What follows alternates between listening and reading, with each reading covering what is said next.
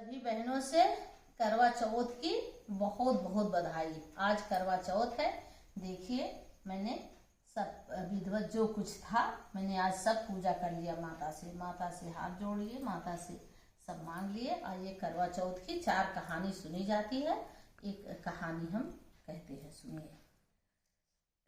एक पति पत्नी थे, दोनों वहाँ करवा मतलब नदी के किनारे दोनों वहाँ नहा रहे थे। पत्नी बाहर खड़ी थी और पति जो था वो बाहर नहा रहा था। उसके पैर मगरमच्छ ने पकड़ लिया और फिर पति ने बोला करवा करवा करवा, आवाज लगाई। वो दौड़ के गई और क्योंकि वो पतिव्रता स्त्री थी करवा, उसने कच्चे धागे से मगरमच्छ को बांध दिया। फिर वो गई यमराज के पास। यमराज से कही कि मैंने उसको बांध दिया है, उसको नरक में भेजो। तो यमराज ने कहा मैं ऐसा नहीं कर सकता क्योंकि उसकी आयु अभी नहीं पूरा हुई है। तो करवा ने कहा अगर तुम उनको ऐसा नहीं कर सकते तो मैं तुम्हें श्राप दे दूंगी, तुम्हें नष्ट कर दूंगी। इतना करवा वो डर गए यमराज, और उन्होंने करवा के साथ आया और उसको यमलोक पहुंचा दिए और इसके पति को सुरक्षित बचा लिए। और उसके बाद में वो तब से ये विधिवत करवा ने अपना सुहाग करवा इसी चौथ के दिन अपना पति का सुहाग वो बचाई थी। इसलिए तब से करवा का पूजन होता है और सब लोग करवा करते हैं और ऐसे सबका सुहाग माता बढ़ाए रहे। बोलो करवा मैया की जय। करवा है। अब ये दूसरी कहानी कह रहे हैं। अर्जुन कहीं नीलगिरी पर्वत पे गए थे और यहाँ द्रौपदी बहुत हैरान थी। द्रौपदी ने कृष्ण भगवान को आह्वान किया। कृष्ण भगवान आए तो उन्होंने बताया कि बताइए उनके पास बहुत दुश्मन है, कोई ऐसा व्रत हमसे बताइए कि जिससे मैं अपने पति को बचा सकूं। तो कृष्ण ने कहा कि देखो यही प्रश्न गौरा ने शंकर जी से। ओ दूध बन रहा है, अरे रात को चलो उसी पर। फिर कृष्ण ने कहा कि यही प्रश्न पार्वती ने शंकर जी से पूछा है। और तो देखो बताते हैं, एक देवनाव शर्मा के ब्राह्मण थे, उनके 7 बेटे थे, एक बेटी थी। और वो दोनों बेटे बेटी थे, 7 बेटे 1 बेटी और 7 बहुएं।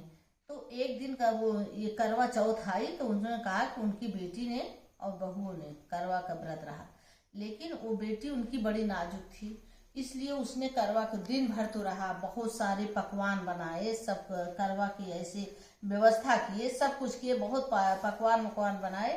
लेकिन जब पूजा करने वाली शाम हुई, पूजा करने के समय आया तो उसकी बेटी बेहोश होके गिर गई। देवनाथ शर्मा के बेटी गिर गई। उनके 7 भाई बहुत मानते थे। उन्होंने जाके पानी से उसके बाद थोड़े होश में आए। फिर कहें चलो बहन का चाँद निकलने वाला। वो लोग ऊपर जाके नकली चाँद दिखा के अपने बहन को पूजा करा दिए। जब नकली चाँद बना पूजा करा दिए तो उसने देखा कि नकली चाँद हो गया, आई पूजा करके आई, जैसे खाना खाई तैसे उसके ससुराल से आ गया बुलावा। उसके ससुराल से बुलाया आया कि तुम्हारे वो जो है तो ससुराल से बुलाया आया कि तुम्हारे पति खत्म हो गए। फिर वो जाते समय उसकी माँ ने विदाई की, एक सिक्का दे दी उसकी माँ और कही कि जाओ सबका पैर छूते जाना और सब जो सदा सुहागिन कहेंगे उसी को तुम ये सिक्का दे देना। वो गई अपने ससुराल और जो ससुराल पहुंची तो उसकी ननद थी, अपनी छोटी ननद का उसने पाँव छुआ और फिर उनको सिक्का दे दो। वो कहा सदा सुहागिन रहो। अच्छा तो पति तो उसका पड़ा था क्योंकि मृतक हो गया था। अब वो क्या की उसकी बहन जो थी उसकी सास वास बहुत ताना मारी, अंदर गई जैसे बहुत ताना मारी, रूखा सूखा खाने की देती थी। एक दिन ऐसे फिर वो धीरे धीरे, अब क्योंकि उसका पति तो उसको विश्वास था कि इसी का पूजा के वजह से मेरे पति का हुआ है। फिर एक दिन इंद्राणी सब लोग आई करवा चौथ की पूजा करने आई। इंद्राणी से वो लड़की मिली और उसके बाद मिली तो उनसे कहा, उनके पाँव पकड़ लिए कि मेरे पति की आयु तुम बढ़ा दो। कहीं ठीक है, तुम करवा चौथ का व्रत करो। 1 साल के बाद करवा चौथ का व्रत आया दोबारा और उसने जाके पूजन किया विधिवत। फिर इंद्राणी ने कुछ अक्षत लेके उसके पति के ऊपर छिड़क दिया, उसका पति जीवित हो गया।